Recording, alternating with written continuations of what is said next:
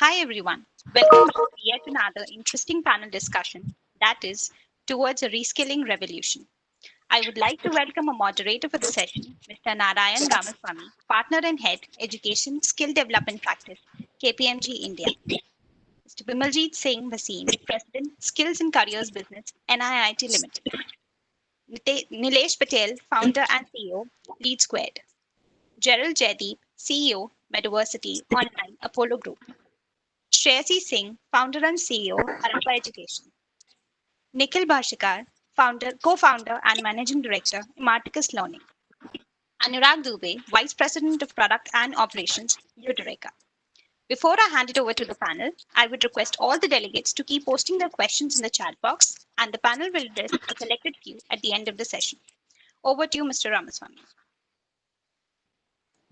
Thank you so much. I would like to thank the organizers for this wonderful opportunity and some phenomenal panel that we have today. And this is going to be one of those sessions that not just for the things that we discussed, but also in the long-term implications of what things will happen is going to be very important. So our topic is perhaps one of the most relevant ones for today, which is reskilling and the relevance of reskilling. In the rapidly changing world, we are talking about future of business, future of jobs, and the real implication of that is what are the skills, the future of skills that are required for some of these jobs, and in fact for careers and opportunities as we go. So we've been debating on what is this reskilling all about, and while we are doing that, let's also do a fact check. In many of the courses that we have today, the employment rate or the percentage of people who get employed after all these courses has been abysmal, if I can use the word. It hovers around some of the large ones like the government-led initiatives are 30 to 40%, and this thing might vary across. But that's not all. The requirement is also changing so rapidly that many of the courses that we have has been the same for many months, many years now. So let me start the debate with this absolutely vibrant panel. Each one of them have been a star in the area in which they've been working, and they've been making a huge difference to the employment market of today. But my question to these panels, and I'll start with that, given the time frame, I'll reserve my comments for later. I want to start the panel with this question. How much are we owning up results? How much are we owning the impact of what we do? And are some of our courses really reflecting what is required, which is in terms of making the youth of this country to be more relevant, more employable? And if we are doing that, what are some of the key factors that you believe should be in place for this to happen? Right? So there's no particular order, but let me start with Nikhil. Nikhil, what are your views on this? Thanks. So I think a few things, right? Let me, before I answer, let me take a step back. Why is reskilling more and more relevant now than it has been over the last 10 years? Let's quickly address that, and then I'll go directly back to your question. One, we all agree that the businesses are evolving at a rate that we have never seen. Therefore, skill that you require to run these businesses, is also evolving, etc. So I think the idea, the velocity of training, or earlier tech used to get obsolete in 3 to 5 years. Now it's 1 to 2 years. Some languages, some tech goes in 6 to 12 months, which is scary from a variety of reasons, etc. Right? So that's one big reason. The second big reason, and I sincerely believe this, is that the owner earlier when this entire thing on skilling used to a lot of the onus was on the corporate or on the business corporate, if you will, and it said, look, if I need my employees to be productive at a certain rate, I need to train them. Now, I think the onus over the last X amount of years is changing towards the learner itself. The corporate, for a variety of reasons, is looking for the learner to take responsibility of his skill set and how he makes himself productive.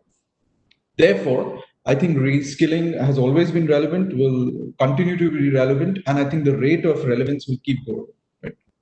Going back to in terms of your direct question, so my quick view on it is that I think we all try very hard to create outcomes that can be measured for reskilling, reskilling education. It's actually the most difficult to do, specifically for retooling, right? Because inherently you're coming with a skill set, and now you're looking for something incremental or sometimes significant. I think we build our programs like that. I think we measure outcomes. Whether we meet them or not depends upon the industry, the player, and that particular point of time, etc. But I think, and I'll speak for the panel, etc. I think nobody in the panel is going to contend the fact that making education programs and coursework measurable and measuring those outcomes on a regular basis is I think they'll all argue that that is the right way to go. I'll pause. Yeah, no, I understand that. Thank you so much for sharing your thoughts on this. And it's not so much the measuring part, it is also in terms of how are we making it even more relevant. Let me circle back to you. But Bimaljeet, what are your thoughts on how are some of the reskilling courses of today and its relevance, and also in terms of owning up the output of these courses and making things happen in the market? Bimaljeet, I guess you're on mute. Bimaljeet, you need to unmute yourself, please. Yeah, can you hear me now? Yeah, super. So, Narayanan, obviously this is not a simple problem. Otherwise, we would have all solved it. We are all struggling to solve this problem.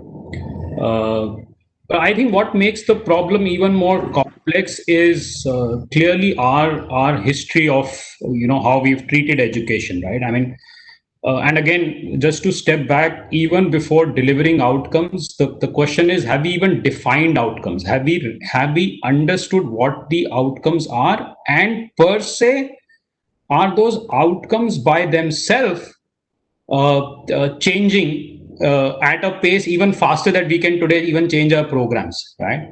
So that is one aspect. Second aspect to this is right. For years we have looked at education equal to a curriculum, right? A course equal to a curriculum. Now, outcomes in life has nothing to do with your curriculum. Right? Once you are on work, nothing that you do matches your curriculum, right? So, I mean, Nikhil spoke about enterprises, taking the lead, but I can tell you by my own experience, many of those enterprises, while they will obviously expect skilling, but they would then end up saying, what is the curriculum of the program, right? Now, if even an individual learner today comes and wants to see the curriculum, now, if you want to see the inputs, right, and if your entire thing is focused on the inputs, I think outcomes becomes very, very hard. Third is, again, if you look at from an enterprise perspective, right, what are the outcomes being today asked? One part of that is skilling, right? Now, firstly, we have confused the learner by saying, learning can be fun, learning can be engaging, learning can be relaxing, asynchronous, all of that. The fact is, learning is a difficult process, and skilling is an even more difficult process, right? Now, so let's not confuse the learner that skilling is going to be easy. It's not going to be easy. Right? So I think there are all of these complexities which adds up to the problem. And we are not, I'm being honest, we are not doing anything to simplify that problem either. Thank you so much, Nikhil. That was quite candid. And as you rightly said, why are we oversimplifying education and giving it a gap when it's so much fun? But in reality, the learner suddenly faces the reality of learning being tough from what he or she has been expecting. Good thoughts. But let me say that one of the reasons why we are even talking about reskilling and the relevance of reskilling is because the formal skilling perhaps is not measuring, right? In many occasions, even in professional courses, right? Engineering, law, medicine, whatever, maybe it's not measuring up. So we are talking about reskilling as a means of being relevant. So, let me turn to Gerald and ask him, what are some of the areas in which reskilling, and the word reskilling, I emphasize on the re part, is going to be different and going to make a difference in terms of the employability and other requirements of the needs of today?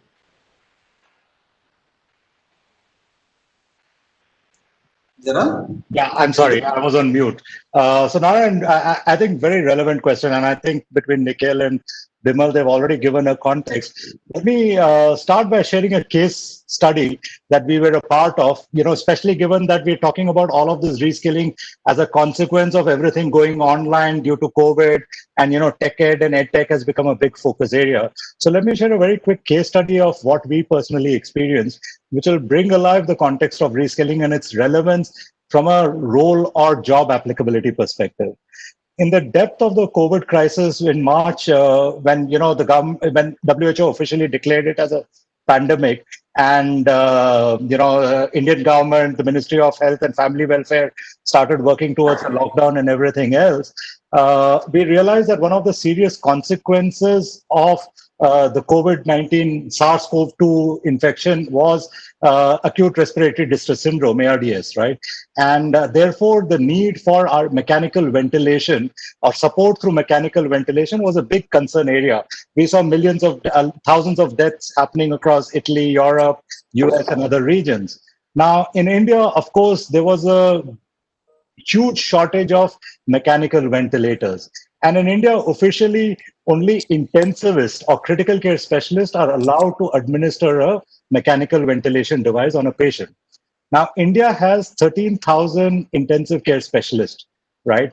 And the government of India at the end of April had placed an order for 18,000 mechanical ventilators.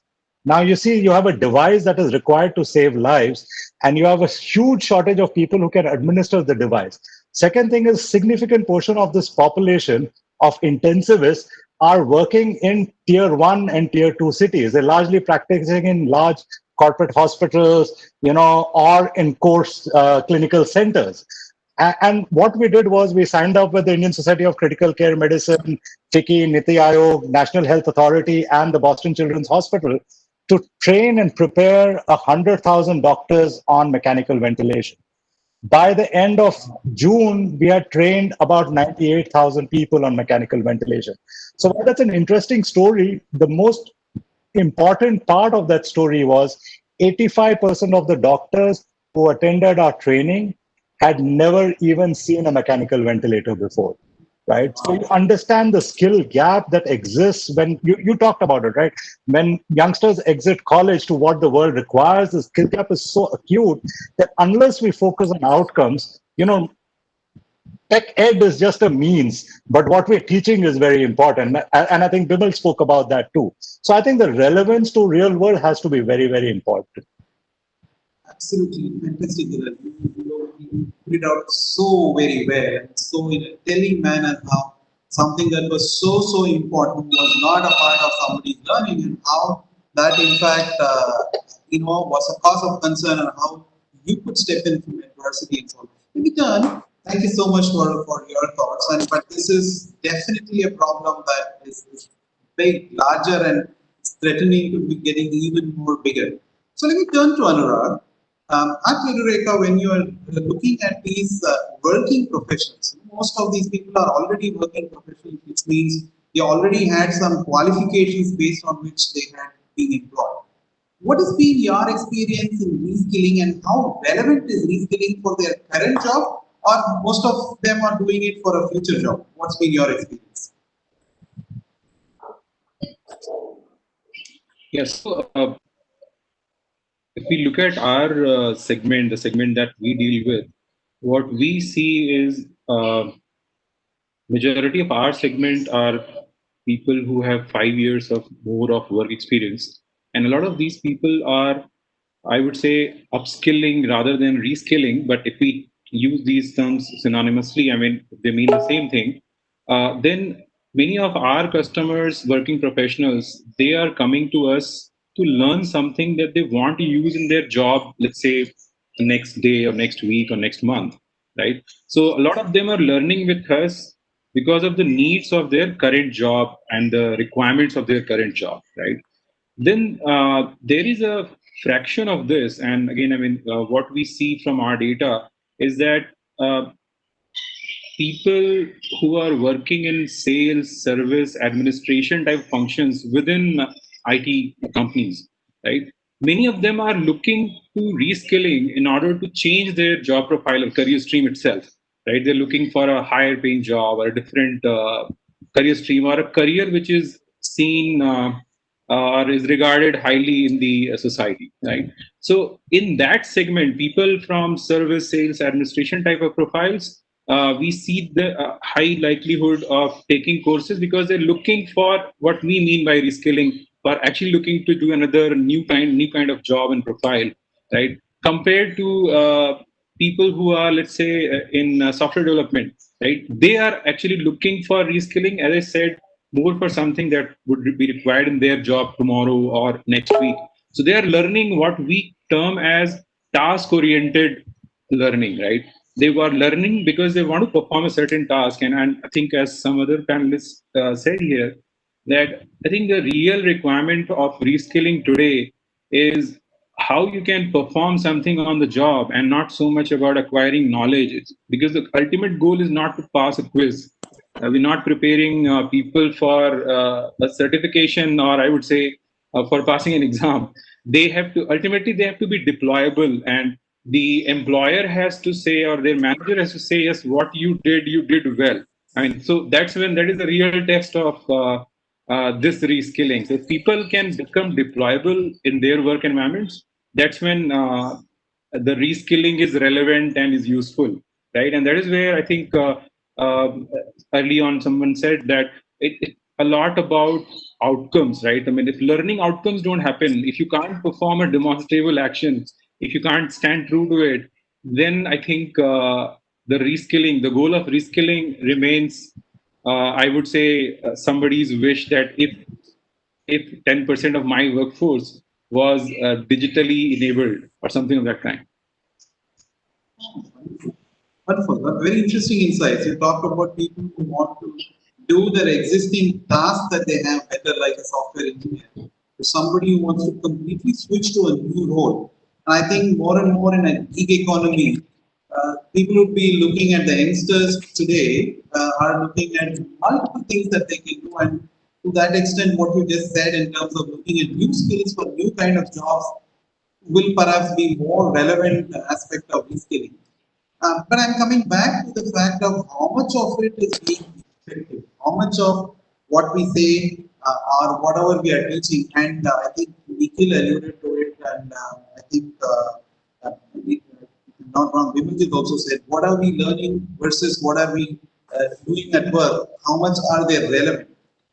So let me turn to Nilesh, because he perhaps is one of those areas where what is being taught is being put to use as they are going through the future. So Nilesh, what are your thoughts on how much of the reskilling can be directly be made impactful, and how much of the outcome can you own when you are doing the reskilling?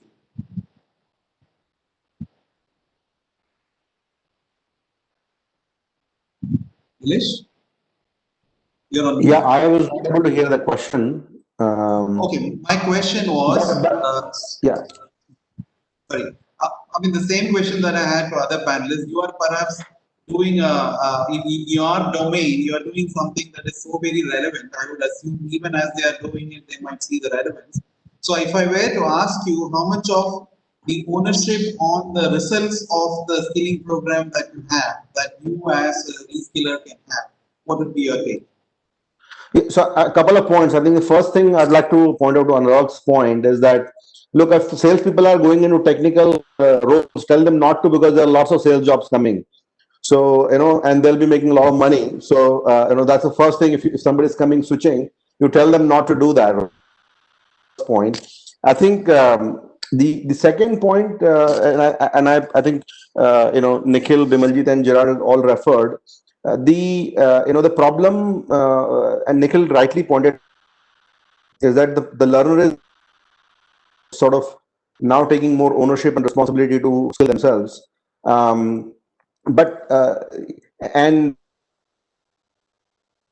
to go jobs is what is leading to this this whole the growth in the segment of the market, and we are obviously observing that as as we serve a lot of education firms. But I think while that is true that a learner has to take more ownership and responsibility, the outcome of an individual is tied to the company's overall goal or benefit or business outcome, right? And I think the companies would do better if they also invest in regimenting some sort of a program, or at least the outcome of a program or assessment of those people where they are spending money on the candidates. Let's say for the budgets are going from L&D department, right?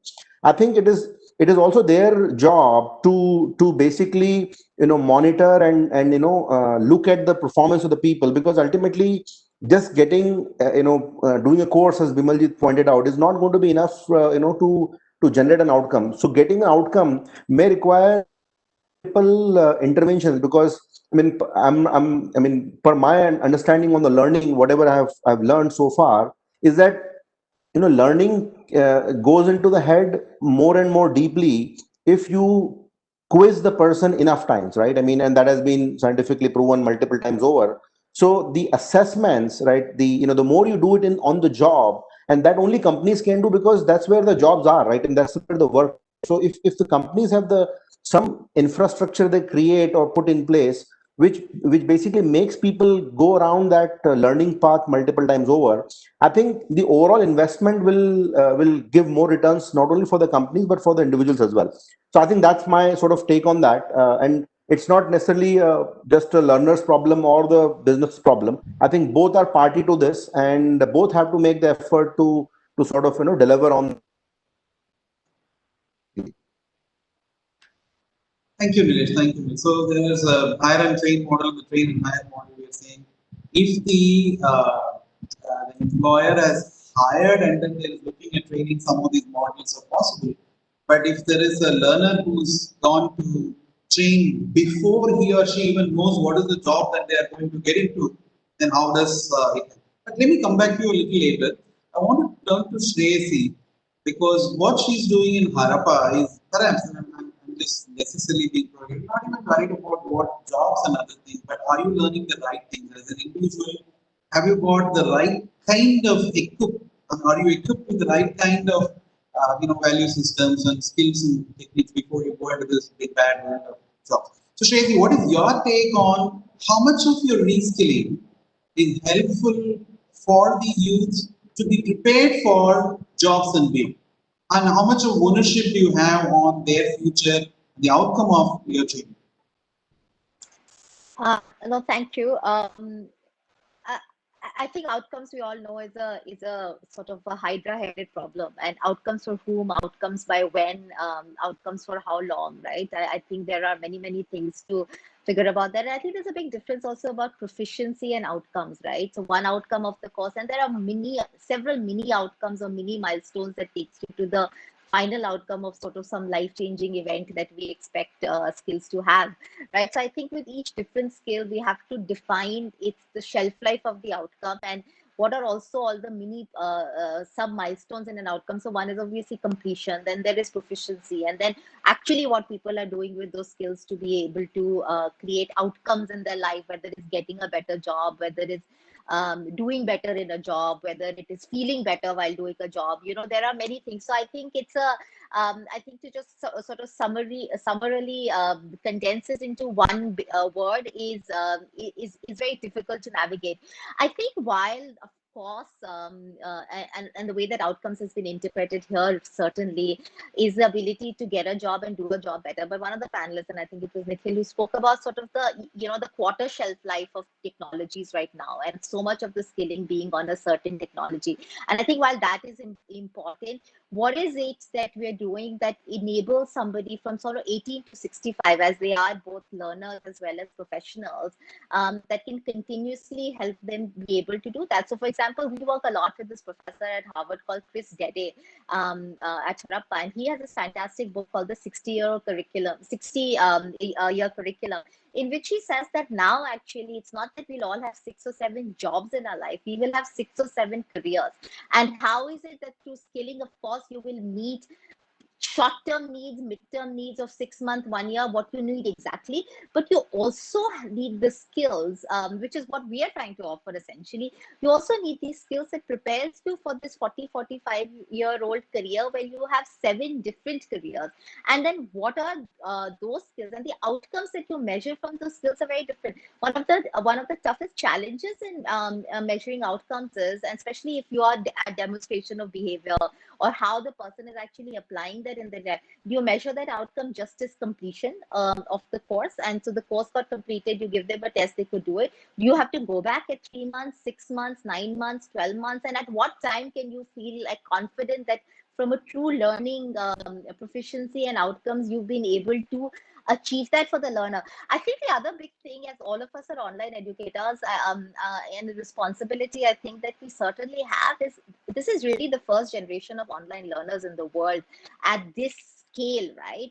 I think how they experience what we are doing, the experience of online, I think the enjoyment of that learning. Of course, I agree that learning isn't, I think you can't over position it to be something. I think people need to understand that, listen, there is no other way for me to do this. There is no other way for me to prepare for 6 or 7 careers in my life, but become an online learner, because I need these multiple exit and entry points into education. I need different things at different points in my life.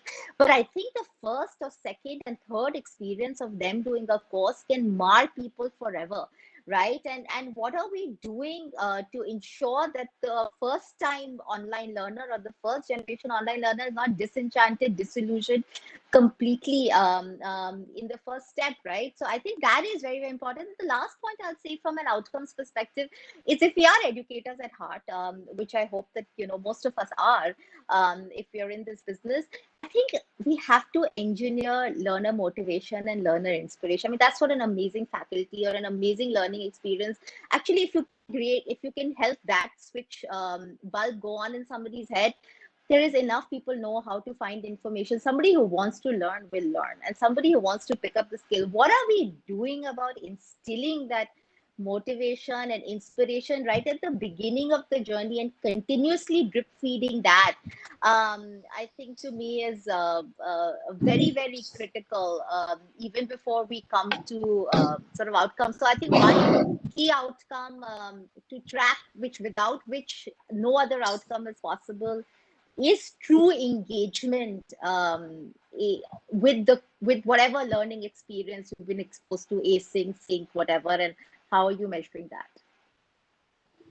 Thank you so much, Shreyasi. You touched upon a very important point. There's a statistic that I read that says people born after 2007 have 93 and 94% possibility of living for about 100 years, which essentially means they can't live with one skill set, and especially to people's point of things changing so rapidly. You can't have one skill set and expect to be successful for like 60, 70 years of your working life. And so it touched upon very, very aptly, not just on the need for skilling, but to be ready to be reskilling yourselves, to unlearn and learn and at least 6, 7 times, like you mentioned in your life. That's very, very relevant. I know the time is running out, so I just want, this is one question that I have. I'm sure many of the viewers have this, I hope they have, is this. All of you, EdTech is the area that everybody is looking up to. People have dreams about making it big in EdTech, and India has seen, even the demographic bulge is an area where things will emerge. And many of you in the room, outside the room, have become global players. And if I may say, you are the poster boys and girls for people who want to get into this field. So may I ask you, what is it that you think it will take to be a global player? We don't want these firms to be doing well now in the short term or in the medium term, or not just in India for that matter. What do you think it takes to be a global player? And let me start with you, and then we'll go the other way. What With do you? me? Yeah. Sure. No, I think that's I think that's a great opportunity all of us have, obviously, to go find learners outside of India, because geography, obviously, at some level is meaningless. I think one, we have to understand, in the garb of saying we are skilling people or in education, you cannot give people poorly produced content or learning experience of any kind. There's already so much fiction to becoming truly engaged in learning, actually, in an offline offline classroom as well as an online classroom. And subliminally, this generation's mind is so attuned to amazing quality production at Netflix, Hotstar, Amazon Prime. We're all consuming that at sort of bottom rock prices, right? So I think the ability to build truly engaging, friction-free learning experiences on great quality of production, incredible UI UX, so that you kind of remove all of the friction, is I think key to be able to take this learning experience outside. I think brand, of course. I think we under index on how important. Education always has been, in a way, a luxury brand game, right? And I think it's such an important sort of motivation, that association you have with where you learned, where you go to school, where you go to college, who teaches you, is such a powerful emotive trigger that I think we have to prepare, I think, the brand in that way, as much as you make the pedagogy and the content and the learning experience fiction free. And third, how can you make it seem like while it's global, it also speaks to their local context? So I think for me, those three things, like really amazingly produced content and learning experience, a brand that gives you that association of being a learner, and third, how can you be global yet feel local? Like a McDonald's does with aloo tikki burgers or paneer dosa burgers or whatever. And how can you do that? I think those three are key. Fantastic. Thank you so much. That was really very useful. Very, very useful. Let me turn to Nilesh.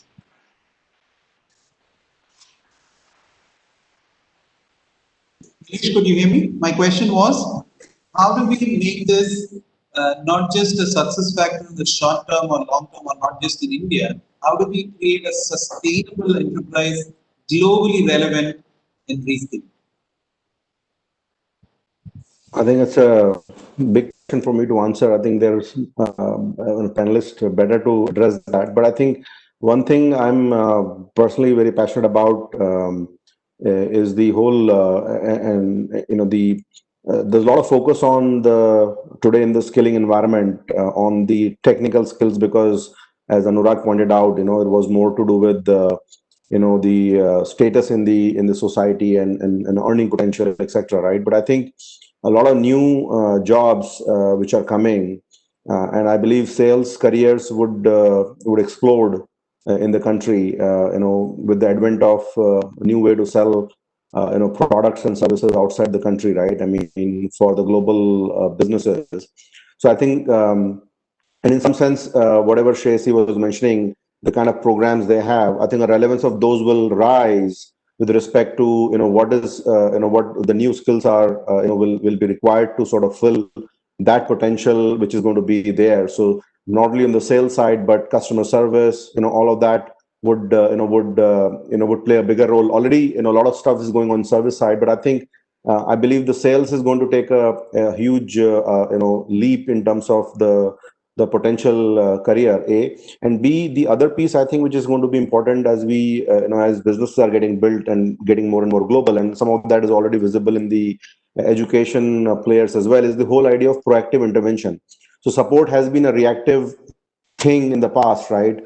But the mindset has to change, because the customer all over the world, I mean, individuals as well as businesses, want proactive intervention everywhere, which basically means that the people have to be, I won't say skilled, just the mindset has to, sort of change and move towards saying, look, it is not that you will send me a support ticket, I'm going to solve it. It's going to be, I'm going to proactively look at what the problems are. And so that is also going to be a huge, skill which will be in demand, because the way people are shifting. So I think just the technical skills, they have been sort of a big part of the, in education, sort of also from the demand side. But as we move forward, I believe, sales and some of these careers will offer huge potential for people to make not only, just get a job, but also make good money and a good career, for themselves. Thank you, Nilesh. Thank you so much.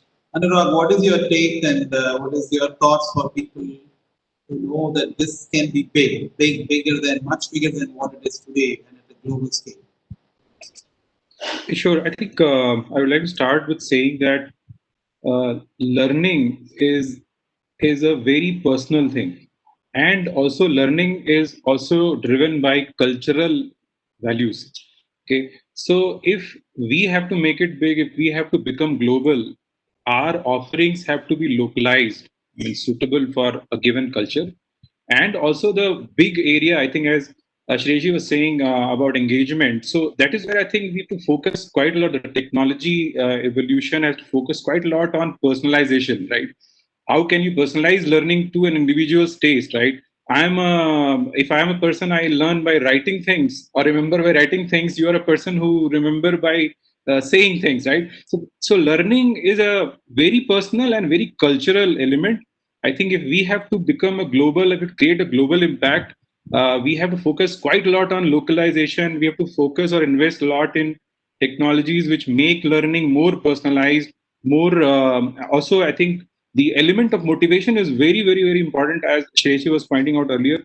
Um, you can provide content, you can provide instructors, teachers, and everything on the earth, right? But how can you get the motivation required to put in effort in your learning when you are torn as an individual between work, life, and one more thing called learning, right? So I think making learning, I mean, motivating or creating a lot of motivation for people to invest time in their learning and see it as a thing which you have to do regularly. I mean, like 6 careers in a lifetime, so you have to do it quite regularly, right? So I think that's where a lot of intervention, I think, has to come in from regulators, policymakers, where they also create programs so that people see, and even employers, I would say, where people see and people are motivated to invest time and effort in learning, right? And as I said, it's a very cultural and personal thing. We have to localize it if you want to become successful globally, and we have to work a lot on motivation and the personalization factors. So I think the businesses or the companies that can crack both are very complex things. I think all there are three things: the cultural, the localization element, the personalization, and also the motivation engagement. I mean, all these three things are very, very complex topics to tackle. I think someone who can tackle even one of these very well can become a true global player today. I mean, not today, in future. Today, of course, there is nobody in market is very fragmented. I think everybody is dealing in their own niches. Thanks, Anuraag. Thank you so much. That was very well put. Thank you so much for your thoughts. Let me turn to Bimaljeet. You are already a global player, so I'm not going to ask you what does it take to be a global player. Can you share something on what has been your learnings and what are your plans to be a dominant player in this space?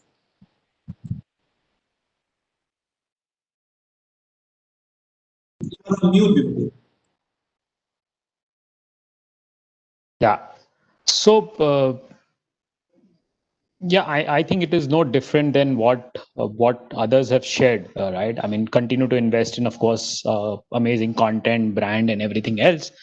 But I think whether it is for us or for others as well, if I were to say, I think one piece that all of us Indian companies can add, tech companies can add, is the part around integrating enterprises. I think we are still not very tightly integrated with businesses, because see, those businesses can take you global really, really fast. I mean, because your businesses would pretty much be the same. So if you are tightly integrated into an enterprise, okay, and that enterprise then ease your entry into another market and then another market, it just makes the whole journey very, very easy. And then I think what it does for you is that the demand side eventually, right? Because eventually, and many said we started with outcomes, and in many cases outcome is equal to a job. Okay. So if you have the demand side integrated into your overall propositions, which obviously also mean that you're doing really, really meaningful work for the enterprise. Otherwise, why would enterprise be joined with you? So I think that is a flavor which I would want to see much more, both for ourselves and in general for the industry. Thank you so much, Bimal. That's like is the mantra: integrate with the enterprise and bring it to the center of what you are doing, rather than something that has a byproduct. So thank you so much for sharing. Now let me turn to Nikhil. Nikhil, you are running perhaps one of the most sought after, everybody who wants to do a course with you. So what do you think it takes to be a global player, somebody who can dominate the globe through this format of tech?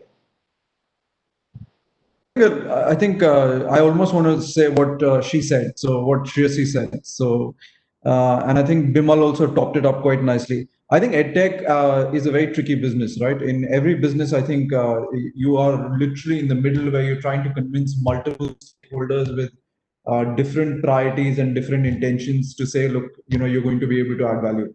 So it's a very tricky business to be in.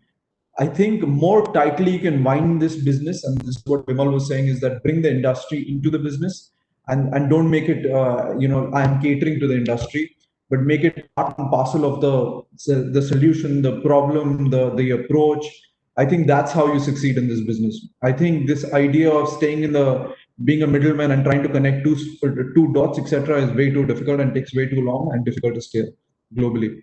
So I think bring it together in coursework, in curriculum, in jobs, in outcomes, wherever you can bring it together. And I frankly think also that making both parties responsible for a final outcome that we all like is the right idea anyway. I mean, frankly, we are facilitators. So let's bring the two parties into play and make them accountable for the final outcome, my view. Thank you so much. So let me turn to Gerald. Gerald, what are your views? In my previous avatar, I would agree with almost everything that all the other speakers said, because I used to live in the tech ed world. But my world is very, very different in the healthcare education world. And in a recent conversation that I was having with a senior leader in NHS, one of the points that we discovered is what we discussed was how the COVID crisis had ensured that geographical boundaries have no meaning. We're dealing with a crisis that's truly global. The outcomes and solutions to this crisis is truly global. But unfortunately, governments and institutions, including us, we are looking inwards first and then outwards second. Now, so while that has been the dominant frame of thinking that all of us have been engaging with, where is a market? My market is divided by a competency or a market or a region or a geography or my access. The question is, if we start looking at the world as a boundary-less ecosystem as a consequence of what has happened to COVID, how does our thinking change? And I'll give you a simple example. While Medvarsity has been operating in that mindset for the last many years, in June this year, we launched a new platform called Dossly, and we have authors, 300 plus authors from across 170 countries, students coming from 193 countries onto the platform, 40,000 students every day, right? The whole thinking changed for us, because for us, the boundary is a self-enforced limitation, because our thinking from the ground up was, let's dominate India and then we'll dominate other regions.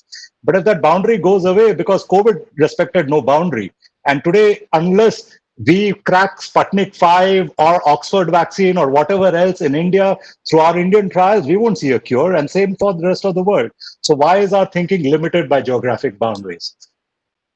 Amazing, really amazing. I know we've not left with much time, but I'm like, compelled to quickly summarize, on what are some of the nuggets of wisdom that was shared by our panelists before. If at all there is time left, I'll go for questions. Shreyasi talked about energizing content and building a brand.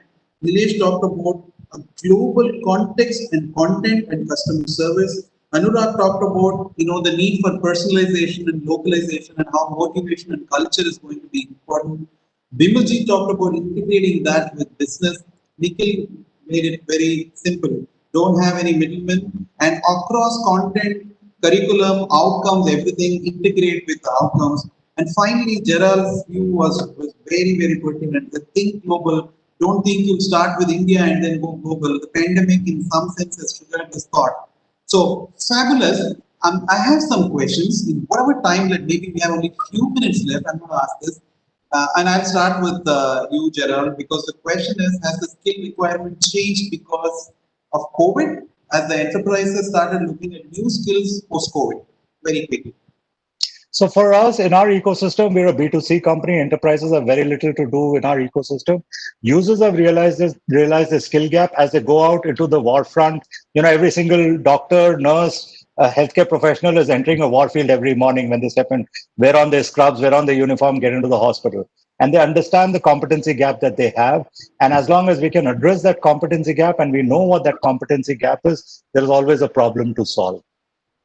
Fantastic. Thank you so much. I know we've got, but let me take one more question if you allow us. It's like, maybe this is maybe for Anuraag, maybe for Nikhil. What percentage of people do you think are reskilling themselves to change their careers today?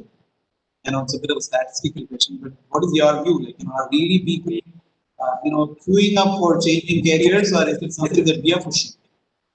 So we're definitely pushing. So, but anecdotally, right, when we started the business, 100% of our business was people who had just started. Now, I think 60% of our business is people who are reskilling. So I think there is a whole push on reskilling, both push and pull, both sides, etc. But to give you some macro statistics, I think we are a long, long way off from the Western economies. Our numbers are close to 10 to 15%, where it should be about 25, 30%. Fantastic. Thank you so much.